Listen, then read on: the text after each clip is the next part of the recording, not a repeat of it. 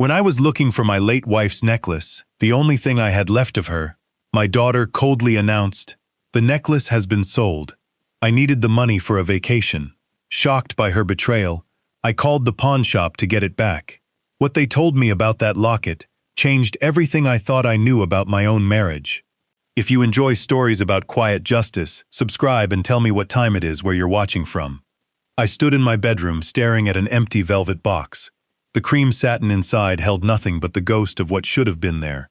Eleanor's necklace, the gold chain with the heart locket she'd worn every day for 40 years. Gone. Downstairs, my daughter Jennifer barked orders about breakfast. Her husband Michael's laughter rolled in over a sports broadcast. My granddaughter Amber complained on the phone about being stuck in boring Phoenix instead of California. Today was Eleanor's birthday, 3 years since she'd passed, and I'd wanted one quiet morning with the one piece of her I had left. Instead, I had an empty box and a house that no longer felt like mine. I searched everywhere. Drawers, closets, under the mattress, behind the headboard. My hands started shaking, that same tremor I hadn't felt since her final hours in the hospital. 42 years of marriage, and this necklace was all I'd kept. I went downstairs. Michael sprawled across my couch, feet up, chips on his chest. Jennifer stood at the counter chopping vegetables, phone in one hand. "Jennifer, have you seen Eleanor's necklace?" "I'm busy, Dad. It's important." She sighed. That particular exhale she'd perfected over the 2 years they'd been living in my house. "No one wants your old stuff. It was your mother's." "Then you should have been more careful with it," she said, and went back to chopping. Something cold settled in my chest. "Jennifer, please, I need to know." She set the knife down and looked at me with eyes that hadn't held warmth in years. "Fine, I sold it." Desert Gold Pawn on Thomas Road. We needed $800 for Hawaii. You said no, so I found another way. From the couch, Michael added, without even sitting up, "It was just sitting there, Wilbur. Eleanor's gone. Dead people don't need jewelry." On the stairs, Amber laughed. "Grandpa, you're being dramatic. It's just a necklace, circle of life or whatever." I looked at these 3 people, my daughter, her husband, their daughter, standing in the house Eleanor and I bought in 1985, and I understood, maybe for the first time fully, what they actually thought of me. I walked to my room, closed the door, and sat with the empty box in my lap. My hands had stopped shaking. Something else had replaced the panic. A settling, a clarity. They'd sold Eleanor's necklace for a vacation, and none of them saw anything wrong with it. I picked up my phone and searched for pawn shops in Phoenix. I called 6 of them. On the 6th, a man named Harold answered. Desert Gold Pawn. Yes, he had it. Yes, it had been sold to him yesterday by a woman matching Jennifer's description. Then he said something that stopped me cold. "Sir, when I was examining the piece, the locket opened. There was a note inside. Bank numbers, it looks like. 40 years. And I never knew that locket opened. Eleanor wore it against her skin every day of our marriage and never told me." "I need to buy it back," I said. "Fair value's around $1,200. I'll pay it. I'll come today." I drove downtown. Desert Gold Pawn sat between a nail salon and a tax office. Bars on the windows, but a clean, tidy shop. Harold was a small man in his 50s with reading glasses, and he unwrapped Eleanor's necklace from soft cloth like it was something sacred. I paid him $1,200 in cash. He handed me a small envelope. "The note. I kept it safe for you." Then, gently, "Take care of it this time." 3 blocks away, I had to pull over. My hands shook again, but this time it was relief. I found the tiny clasp on the heart, so small I'd never noticed it in 4 decades, and pressed it. The locket sprang open. Inside, rolled tight, a scrap of paper the size of my pinky nail. Eleanor's handwriting, microscopic. Bank of Arizona, Box 4782. A safety deposit box. My wife had a safety deposit box she never told me about. I didn't sleep that night. In the morning, I put on my good clothes and drove to the bank downtown. I showed them Eleanor's death certificate and my ID, and I learned the box had last been opened in 2019, 3 years before she got sick, before either of us knew what was coming. They walked me into the vault, handed me the box, and left me alone in a small windowless room.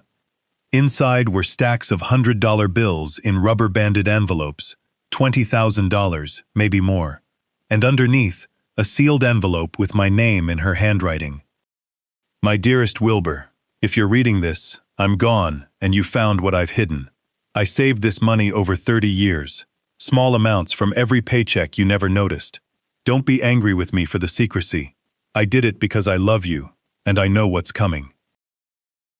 Jennifer has always been difficult. Remember when she demanded we pay for her wedding, then didn't invite your brother because he couldn't give an expensive gift? I saw her true nature then. After I'm gone, she'll see you as nothing more than a resource to drain. Michael will encourage it. Amber learns from her parents. These savings are for you. $27,000. To protect yourself when you finally see what I saw. Don't let them turn you into a victim. Be strong. Live for yourself. The house, the money, it's yours. You worked for it. Don't let them take it out of guilt. Forever yours, Eleanor. I sat in that small room and read it 3 times. Eleanor had seen everything I'd refused to see, and she'd prepared for this moment years before either of us knew she was dying. I folded the letter, put it over my heart, and walked out with a plan already forming. That night, at my desk, I picked up a legal pad and wrote at the top, "Actions taken." My engineering training came back to me. Identify the problem, gather data, execute systematically. Over the following days, I documented everything. Michael's boots and beer cans cluttering the living room. Amber's makeup covering every inch of the bathroom counter. Jennifer's clothes filling the guest room that used to be Eleanor's craft room. Receipts for groceries and utilities I'd paid alone for 3 years, never once reimbursed. I pulled the house deed, my name only, paid off in 2018. I installed a hidden camera disguised as a smoke detector, well within my legal rights as a single consent state. Within days, I had footage worth more than I expected. Jennifer, on the phone. "I can't believe he spent $1,200 on that necklace. That's our money." Michael, from the couch. "When this house is ours, first thing I'm doing is remodeling. How many years he got left, really?" Amber, to a friend on the stairs. "I'll be glad when this house is ours, and we don't have to deal with his drama." I pulled 3 years of bank statements and built a spreadsheet of every loan I'd given Michael. Car repairs, dental bills, an investment opportunity, $18,500. Repayment column, 0. I found Jennifer's credit card statement mixed in with my mail. The Hawaii trip alone had cost over $4,000, funded partly by Eleanor's necklace. I called an elder law attorney. Patricia Morrison reviewed my folder.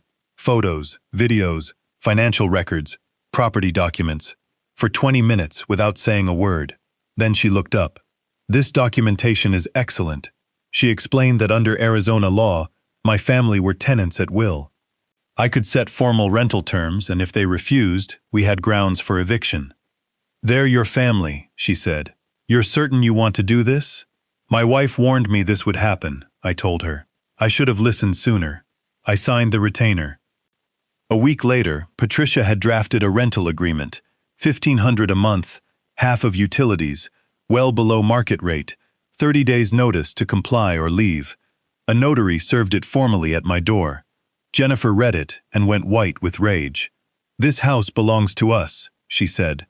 "This house belongs to me," I answered. "The deed's in my name. You're tenants." Michael grabbed the papers, his face reddening. "You're not thinking clearly, old man. Maybe you need a doctor to evaluate your mental state. We'll see what a judge says," I said, and walked away.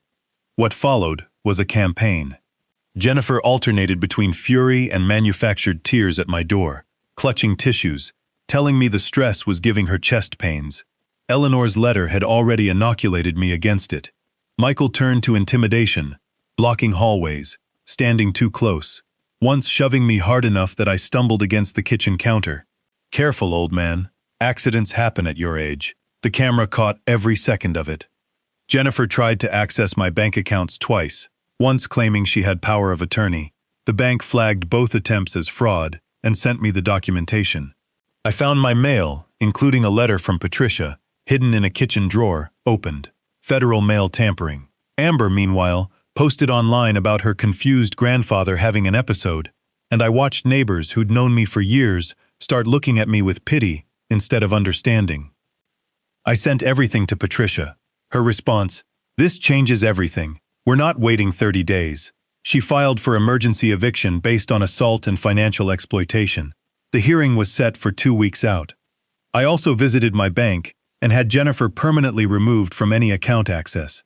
I met with an estate attorney and rewrote my will. Nothing to Jennifer. Everything split between 3 charities that had actually done good in the world. At the emergency hearing, Judge Margaret Stone reviewed the video of Michael pushing me, the financial spreadsheet, my medical records showing stress-elevated blood pressure. She issued a temporary restraining order requiring Michael to keep 10 feet of distance from me inside my own house. The full eviction hearing was scheduled for 2 months later. They still refused to pay rent. They ignored every notice. So I made a decision that even surprised Patricia. I decided to sell the house out from under the fight entirely. A realtor walked through, photographed every room while Jennifer watched with mounting horror, and within a week, a red and white for sale sign stood in my front yard. Jennifer tried to enlist neighbors as witnesses to her caretaking. Every one of them politely declined. They'd seen nothing but a family living off an old man for 3 years. A young couple, Sarah and Marcus Chen, made an offer within days. I accepted immediately, prioritizing speed over the extra few $1,000s. Closing was set for August 15th. On July 2nd, I put on the dark suit I'd worn to Eleanor's funeral and walked into court. Patricia laid out everything: the assault footage, the $18,000 unpaid loans, the medical records, the mail tampering. Jennifer's attorney tried to frame it as a misunderstanding between family. Judge Stone wasn't moved. "Miss Thompson, you were given reasonable terms. You refused. You were given multiple chances to leave voluntarily. You refused." She granted the eviction. 30 days, or the sheriff would remove them. In the courthouse hallway, Jennifer begged me to reconsider. "We're your family," she said. "You had 3 years after your mother died to act like family," I told her. "You chose to act like parasites instead." On July 19th, a rental truck pulled into the driveway. I stayed in my room and listened to them leave, furniture scraping, boxes thudding, Amber complaining about the heavy lifting. When the truck finally pulled away, the house went quiet for the first time in 3 years. Walking through the empty rooms afterward, I found deep scratches gouged into the hardwood, a fist-sized hole punched in a bedroom wall, a cracked kitchen cabinet. I photographed it all, not for a lawsuit, just as final proof of who they really were. I bought a 2-bedroom apartment in a quiet 55-plus community in Scottsdale, paid in full with Eleanor's hidden savings, and part of the house proceeds. No mortgage.